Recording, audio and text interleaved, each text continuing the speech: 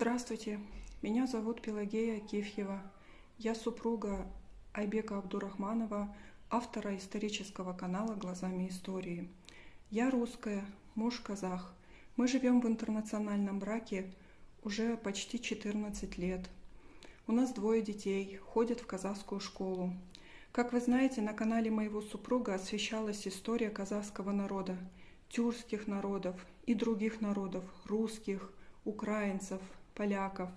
Айбек проделал огромную работу по изучению и распространению таких тем, как восстание казахов и голодомора 1930-х годов, репрессии, судьбы писателей, историков, общественных деятелей, алашардинцев и другое.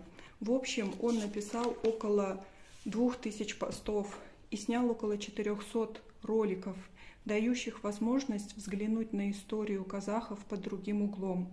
Ничего плохого и разжигающего рознь в его постах не было и нет. Наоборот, он годами вооружал знаниями наше общество. Но нашлись и те, кто писал оскорбляющие и провоцирующие комментарии, на которые супруг старался отвечать аргументированно, фактами, ссылаясь на работы историков и археологов. Никакой межнациональной розни в своих постах он не разжигал. Да и как он может быть против русских, русофобом, если я, его супруга, русская? Дети у нас наполовину русские, и все родственники с моей стороны тоже русские. Дорогие соотечественники, мой супруг старался делиться с вами знаниями, которые находил годами в редких книгах, читая их днями и ночами. Не ради споров, а ради понимания себя и уважения к своим корням и к своей истории.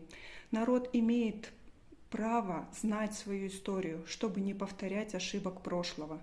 Сегодня против Айбека возбуждено уголовное дело по статье 174 за слова, в которых не было ни вражды, ни ненависти. Пока его привлекают в качестве свидетеля, но большая вероятность, что могут привлечь в качестве обвиняемого и подозреваемого. Я прошу вас о поддержке всех, народ, президента, депутатов. Прошу помочь словом, вниманием, распространением информации. Возможно, именно ваша огласка поможет моему супругу избежать тюрьмы.